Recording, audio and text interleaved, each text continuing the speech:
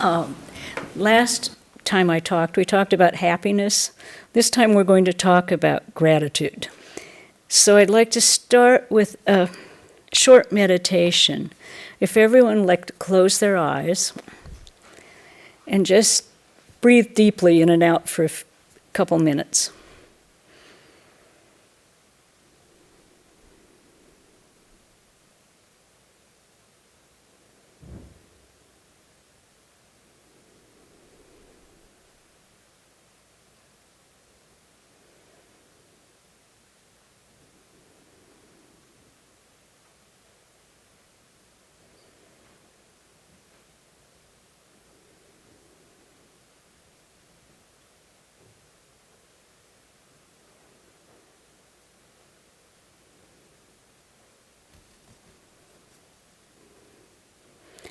Now think of 3 things today that you're grateful for.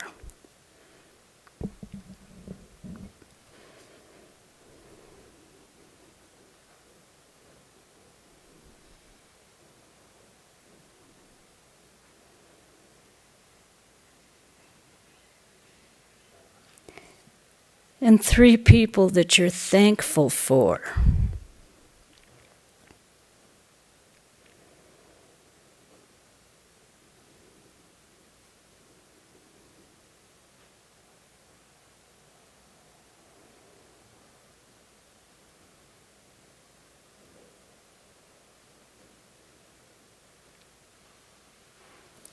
Two goals, big or small, that you'd like to achieve this month.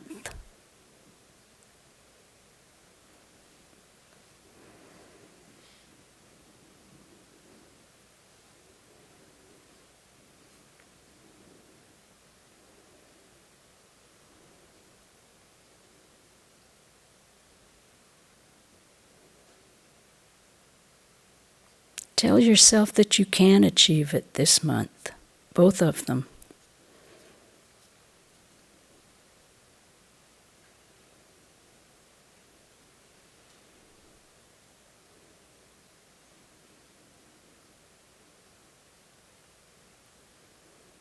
Tell yourself that you can do anything.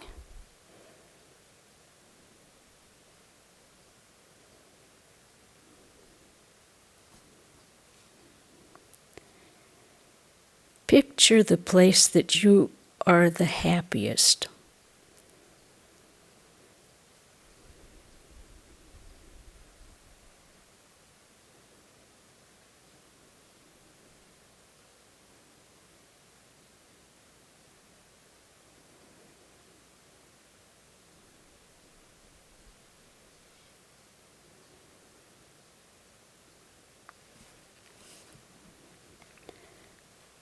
Smile, take a breath, open your eyes.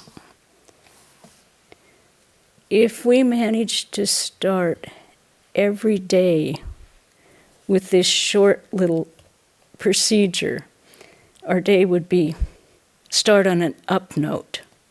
We would think of the things that are the most positive in our lives. We wouldn't wake up going, oh my God, I've got to do this, I've got to do that. Oh, I have a deadline on how am I going to get everything done? Which we immediately put ourselves in stress about. So if we take the time to breathe, quiet ourselves down, and think of all the positive, good energy in our life. And it's not to say your life is going to be perfect, but there's always positive things in it. We have, particularly in this country, we have so much to be grateful for. When we talked about happiness 2 months ago, I guess it was, happiness itself is expressing gratitude. Because if you show the world your positive attitude, you are grateful for what you have. You're living in the moment, you're not living in the past, you're not projecting to the future. You're sitting here in the temple right now. Now, is anything terribly going wrong, except maybe I'm wandering? But you're here because you wanted to be here this morning. And that's all we have right now. I feel great. I think I see a lot of familiar faces, and I feel comfortable seeing familiar faces because, as you all know, speaking is not my most comfortable place. But we must make a habit of being grateful for what we do have. I'm grateful every morning that I wake up, I look out my window, and it's Santa Barbara. It's gorgeous. I mean, you wake up, you look outside, the birds are kind of squawking around. I can't say they're singing, or sort of squawk. But everything is kind of okay. And when I wake up immediately, first thing, it's the stars in the sky. And then I watch the sun rise slowly and the light starts. And I'm always just grateful that I'm here. Grateful that I live in this place of beauty, that I have, and relative peace. I mean, we of course live in a very peaceful place, but Santa Barbara itself is a relatively peaceful part of the world. We look at everything we have in our lives. I can only say, well, like Saturday mornings, I always go to the farmer's market, and our ritual is we go to Handlebar first and get a cup of coffee and a roll, because that's a big splurge for Saturday morning. When we look at statistics, I can be grateful that I can go and get that cup of coffee. I mean, you know, they're Starbucks, $2.50, $5 for your coffee. I'm going to give you some really drastic statistics. There are 3 billion people in the world who live on under $2.50 a day. So the fact that we can go out every day and afford that cup of coffee, that's already, we are so much more fortunate. There, 1.3 billion of those 3 billion live on less than $1.25 a day. What do we complain about? We don't have enough. We want more.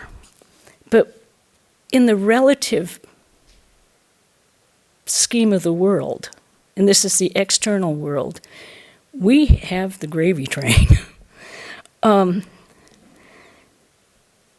We even in Montecito can go to the faucet or the RO machine and get a glass of water whenever we want one.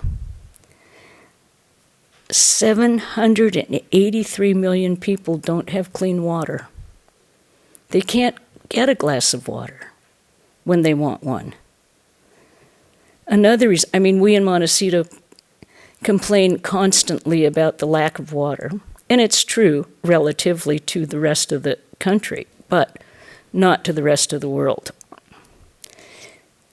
We have homes that we go to, and we have beds that we sleep in at night. Just in the United States alone, 750,000 people don't. And that's only in the cities. They haven't taken population in rural areas as much as they do in the cities. So, gratitude, someone once said, is the amalgamation of a great attitude. But it's something that we have to practice every day. We have to cultivate it, because our primordial brain, which we all have, looks at the world and goes, danger, danger, danger, uh-oh, fight, flight, save myself. And we have to retrain that primitive brain to say, no, we are safe now. Not to be foolish, but to cultivate this attitude in our daily life. We are relatively safe. We're not living in a war zone. We're not living in the conditions that many people do. And those many people can still maintain an attitude of happiness, grateful for each day, the good things that happen. I'm going to read a quote by, gratitude is a choice that we make every day. We can get up and we can say, golly, my back hurts. I guess I won't be able to do anything today. We can look at everything negative in our lives and concentrate on that. Or we can make the choice to accept the fact there are negative things, but to concentrate on all the positive things that are in our life. I have relative health. I have relatively good health care if I don't have health. I had really bad knees. Now I have 2 brand new knees. I can do whatever I want. And this is things I'm grateful for. I could hardly walk. Now it's no problem whatsoever. Years ago, well, 1 generation ago, people didn't get their knees replaced that easily. They didn't get their hips replaced that easily. They got crippled and they used canes. We're living in an era that there is so much to be grateful for. And too often, as someone said, I think it was Aldous Huxley, he said most human beings have an almost infinite capacity to take things for granted. And how much in our lives do we take for granted? Another quote that I will give you by someone I've never heard of, named Ozick. We often take for granted the very things that most deserve our gratitude. It is a normal human condition to become self-absorbed and worry about ourselves. This is part of I think it's the limbic brain that preserves ourselves. We have to protect ourselves. We have to keep ourselves alive. But to be that self-absorbed, according to Vedanta, cuts us off from the unity of all existence. And that, after all, is what Vedanta is saying we're trying to find again, is that unity of all existence, where we identify with every person we see. We identify with the God within them. We don't have to be friends with all of them, but to take a look and see the God within and recognize it. As in one of the stories of Ramakrishna, sometimes it's a tiger god. Now, it's not practical, intelligent, or anything else to go up and embrace a wild tiger. But you salute the God within and take the proper precautions. The same with people who are on a different tack than you are in life. People who, when you associate with them, you forget the good things in your life and you start identifying with either the exciting things or the things that drag you down. You choose your friends. All of life is a choice. And we make those choices every single minute of our lives. And I think we all know when we make the choice that is not that good for us, but I'm going to do it anyway. But you can't do it repeatedly. We have to set a goal and pursue that goal.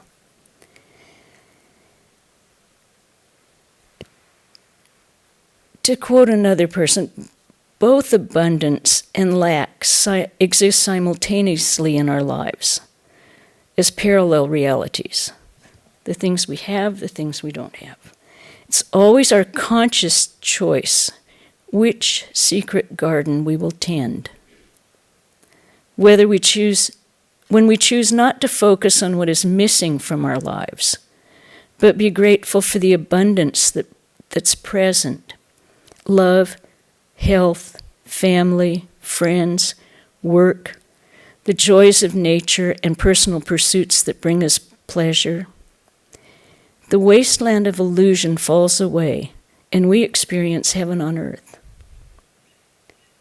And we have that ability in every minute of our lives to look at all of the things we have in our life, not the things we don't have, because there's always someone who's got more, and there's always someone who has less. But if we tend to look at ourselves and how fortunate we are, we don't look to who has more than. Now, as Oprah said, be thankful for what you have, because if you're not, you won't have much. Now, that's from a woman who has, made billions. But always be grateful for what you have, because nothing more will come if you're not. And I think every business person knows that. They if you're a small store like our bookstore, cultivate the customers. They're your friends. If you have a business, or if you are trying to get ahead, cultivate the people who are there. They'll bring more. You always get more when you're grateful. When you say thank you, more good comes towards you. It's just like, every action has a reaction. You put out a good action, you get a good reaction. Put out a bad action, you get a bad reaction.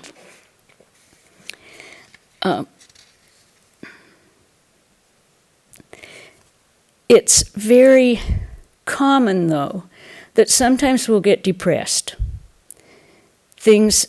Life itself has a habit of piling up sometimes, and you think, oh, will this ever end? Can I pull myself out of this? And hopefully, and I think most assuredly, everyone has at least one friend who will be there, even when the terrible things in life happen, and I mean really awful. Albert Schweitzer, whom you all, knew back when I was young, he said, at times our own light goes out. And he was a man who was working in an area where he didn't get a lot of positive assurance in the beginning. When that light goes out, it's rekindled by a spark from another person. Each one of us has cause to think with deep gratitude of those who have lighted the fire within us again. And I'm sure when we have gotten depressed or down in our negative mood, someone comes along and says, oh, let's go for a walk, let's go down to the beach. Any little kind of thing will help rekindle that spark where you can say, oh yeah, it's a good day. And we have to be grateful for them and express it. As someone said, if we don't express it, how do we put it out in the world? You must express gratitude, your love for people. I have a friend many years ago, and I thought it was kind of hokey. But every time we talked on the phone, her parting words were, love you. And I said, why do you always say that? And she said, because if I don't get to talk to you again ever in my life, that's what I want to be my last words to you. And I thought, wow, it's a very, very simple thing. But why do you do it? You don't do it for the other person. You do it because it makes you feel good inside. Because it expresses who you really are. You really are that love, that caring, that the God within. And those little tiny things that you can say to other people make you feel it in your heart. Whenever we do any kind of thing, volunteering, helping someone, we think we're helping them. We start out with that, but really, we're expanding the heart within ourselves and making us feel that joy that's within. Is everyone still with me?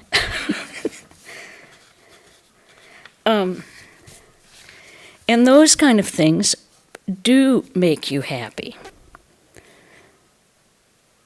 It's not that kind of excited escapism happy where you're going to the fair and riding the roller coaster. It's the kind of happy where you're happy being yourself and sitting in a room by yourself, and you just feel joy and contentment. You're not looking outside to find something else to do or something to distract you, because you feel at peace in your heart. And I think, well, it's certainly what I wanted when I first came. And I think that's what almost everyone in the world wants. Yes, they want success along the way. Yes, they want to take care of their families. They want all of those things, and those are good things. But they're not exclusive of that peace in your heart. They do not exclude that. You cultivate that by cultivating gratitude and happiness, and it just makes your work go better, makes your family life go better, makes your casual acquaintances closer. It embellishes your entire life. Rabbi Kushner says, when you give and carry out acts of kindness, it's as though something in your body responds and says, yes, this is how I ought to feel. And we've had many books written on pursuing happiness, pursuing contentment. One of our devotees just recommended a book called Solve for Happy to me, and I was absolutely astounded. I was blown over. I think it's fantastic. I'm recommending it to everyone. It's the financial CEO of Google who has written How to Reach Joy in a totally non-spiritual approach, more like a computer approach. His first statement was, our default mode when we're born is happy. And he said, just take a look at babies. And somehow our primitive brain takes over and says, uh-oh, it's scary out there. So fight or flight. And our default mode changes to unhappy, distrustful. And all we have to do is reboot. Sounds really simple, doesn't it? Well, I recommend the book because it's fascinating. And he makes the point in it that you don't... He said he got a lot of his insights through religion and through self-help places. But it's not necessary if you're not comfortable with that. He has delineated steps. Now, I have spent a few too many years in Vedanta, so I read it, and I thought, yeah, he's sort of restating Patanjali's yoga aphorisms, but in a language that's modern. And I was really, really impressed. It's approachable, it's step by step, it's wonderful. Solve for happy, with a great big happy face on the front.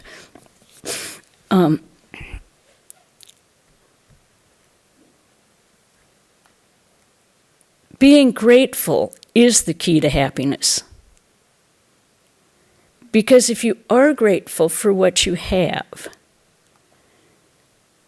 in the Vedantic terms, you have given up expectations and desire. Gratefulness is practically the opposite of desiring more. You are satisfied. You're grateful. So how do we make ourselves unhappy? usually by having expectations of other people, expectations of ourselves, desire for more money, desire for a better house, desire for this, desire for that. We cultivate unhappiness through desire. And our Vedantic teachings tell us we master our minds. We evaluate, we give up desire. We don't renounce anything. We give up desiring more, except more knowledge of God, more knowledge of ourselves. That's the thing we don't give up. But desire for anything in this world is short-lived, because everything in this world is short-lived. As Swami Asheshananda said, all compounded matter must decay. It's true. Look around you. I mean, how much of this is going to be here in another 100 years? How many of us are going to be around in another 100 years?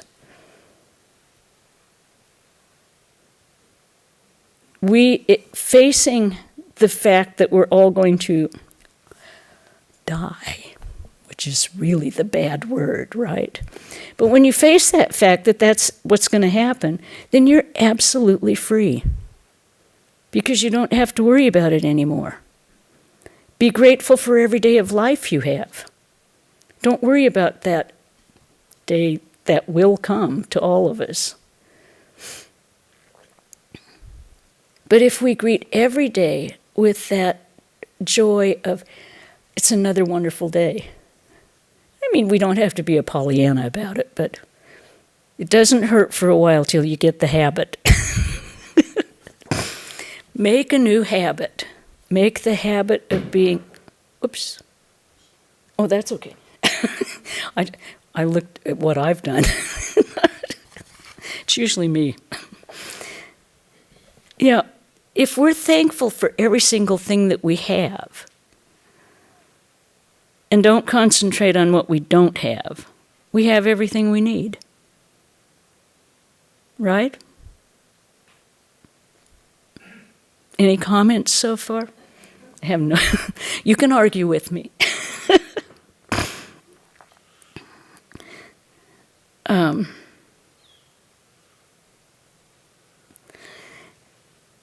Now, in Vedanta, they say that if you can see Brahman in everything, and this is something Swami Vivekananda argued with his teacher about.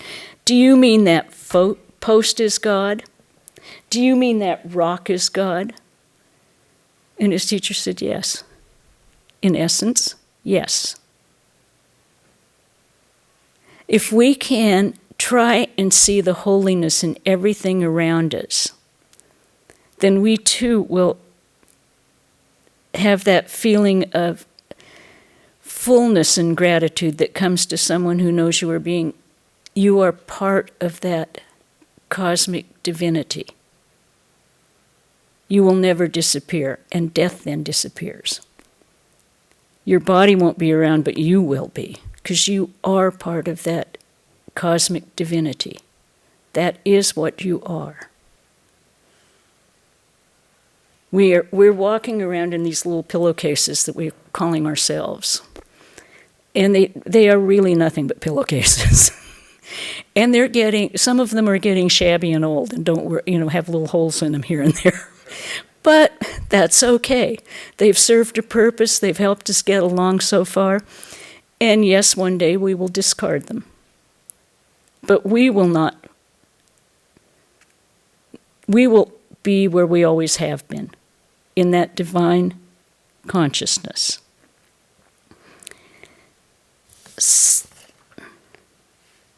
Now, how can you, this all sounds very good, but how do I do it? Okay, the little meditation, if every day we think of 3 things we're grateful for, it's not many. You can think of 3.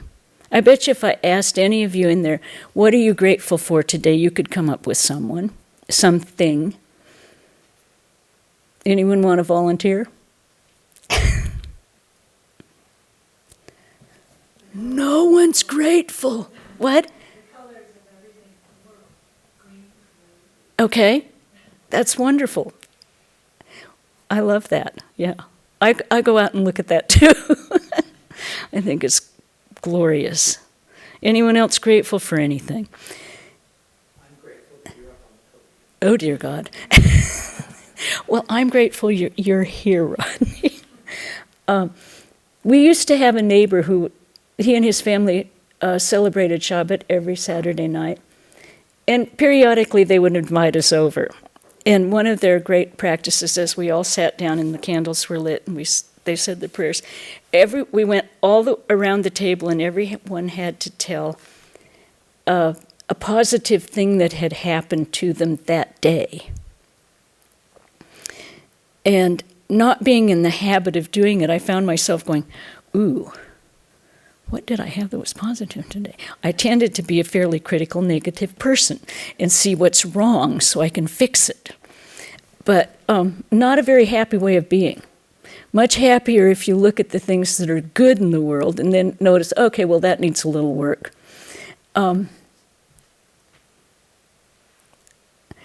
Yesterday we had to go down to the Kali immersion. Didn't have to. Chose to go down because I love it. And I chose to go down, but it's in Balboa. So we left at 8 o'clock in the morning. And I was thinking, and it's going to take us forever to get there because it always takes us forever to get there. We were there at 10. And boat didn't take off till noon.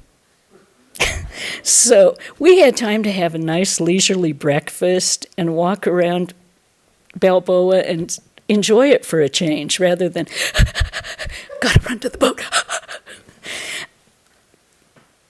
And I was thinking, yeah, it took us 3 hours to get home because the traffic was much worse. But it was, all in all, it was a beautiful, gorgeous day. And instead of really worrying about, oh, I'm not going to get there, which I have done in the past. I've got to go faster in this part of the road. And it's all me doing it to myself. Get in the carpool lane and just go. And don't worry about anything. Don't worry about how fast you're going, how slow you're going. You're going forward. And we got there much quicker than I've ever gotten there. So much of what we worry about and put on ourselves is not real. It's projecting into the future or it's going back into the past. Hanging on to past emotions, hanging on to past events. This is going to happen again because it happened the last 2 times I went, but didn't. I remember when it was when I was little, and my mother was reading Norman Vincent Peale, and he wrote a book called Stop Worrying and Start Living, which is basically the Buddhist teaching and the Vedanta teaching of living in the now. That's all we have. And he then came to the great conclusion that 99% of what we worry about never happens. But we work ourselves into these breathless states and twisted, we really make ourselves into a knot of anxiety. When you can find a religion that you believe in, and dedicate yourself to that, it relieves anxiety immensely. If you can believe in a manifestation of God, a Christ, a Buddha, Ramakrishna, Holy Mother, a manifestation of God, then it also relieves all your anxiety because you can lay all of it at their feet and know with surety that they will take care of it and be grateful. There was a saying, I think, oh God, I can't remember who it is. Someone sent it to a friend, and it's a poster, and it says, "Good morning. This is God. I will be taking care of all of your activities today, and I don't need your help." And I think if all of us could remember that, our lives would be much, much more pleasurable. But I mean, hello, this is... The friend who it was given to has it posted on the wall. We all tend to think it's all on us, but that's nothing but ego talking. It's nothing but our little ego. Really, a divinity is taking care of everything according to our karma. We can't quite get rid of our karma. But our karma can be ameliorated by the choices we make. We can unwind the karma. We do not have to bear the brunt of everything in a negative way. If we look up, I was reading, I don't know, some of the stories of the Tibetan monks who were tortured in Tibet when the Chinese took over. And they had an attitude that it was all part of the divine play. There was no blaming, there was no thought of revenge, there was no, oh, poor me, it's just that was what the divine play was at that time. That's over, I'm going on with my life. That's an attitude that's cultivated. This is a habit that's cultivated through many years of practice and discrimination. It's not the human animal's natural behavior. But we are the most adaptable animal on the planet. And we have the power to reprogram this so that our lives can be productive, beneficial, and joyful. And that's, to my mind, the basic message of every religion. Find that. Find where you can do it. Find out how to do it. I mean, every religion says, treat thy neighbor as thyself. That starts with basic egotism. How do you want to be treated? Treat everyone like that. Holy Mother, no one is a stranger. The whole world is your own. If we look at every single person we see not as them, but as us, we wouldn't have the problems that we do in the world. When we emphasize differences, we have problems. When we emphasize similarities with gratitude, we don't have a problem. Should I tell another one on myself?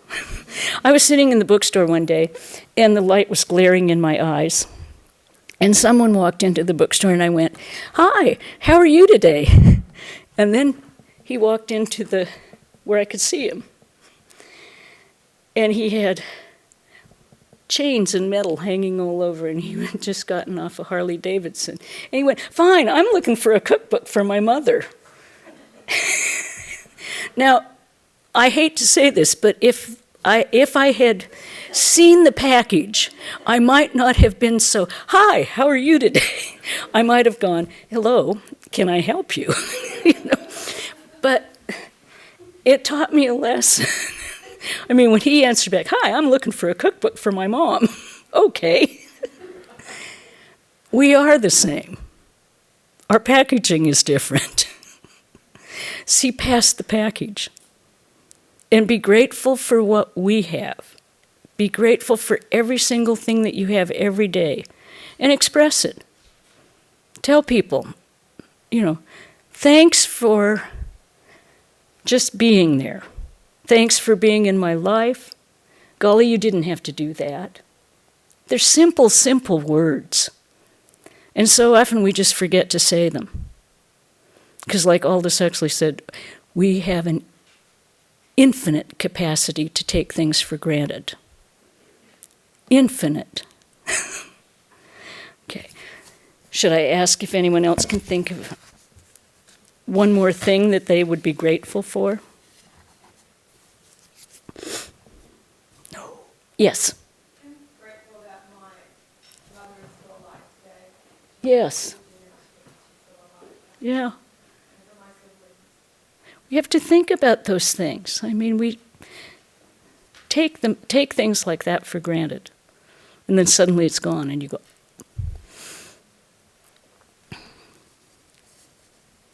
Doesn't hurt to say, to tell people you love them. Like my friend who ends every phone conversation, "We'll love you." Doesn't take her a half a second. And I'm going to read a Christian poem about Thanksgiving. O infinite Lord, I'm grateful to Thee for the moon and the stars and the deep rolling sea, for beauties of nature where'er they may be, for the handclasp of friends so firm and true, for sunrise and sunset and glistening dew, the fleecy white clouds and the heavens so blue. For these wonderful gifts, dear Lord, I thank you.